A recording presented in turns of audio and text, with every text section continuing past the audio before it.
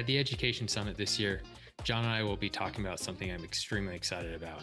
As an engineering firm, we've been working on hundreds of projects a year and seen many trends throughout that. For years, we've been educating the industry with all these things that we learn as we're doing this engineering. Now we're bringing this into something that can be more holistic for the industry. We're taking and creating this thing we're calling the Mayfield Standard.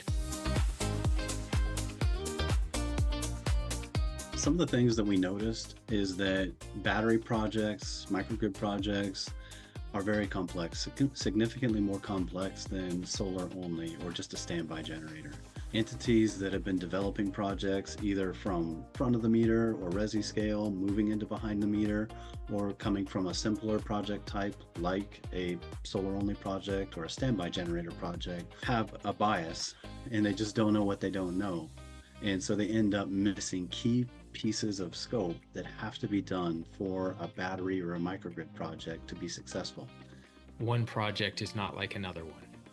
You can have a solution in place for one project, get to a new project, and there are pieces that may need to be done completely differently, may need to have different stakeholders involved. Part of this discussion really is what stakeholders do you need to make sure that you have in your camp and who's responsible for it so that you can get these projects done efficiently and you don't end up running into speed bumps along the way that may delay your project, may make the finances not work as well as it could have or should have.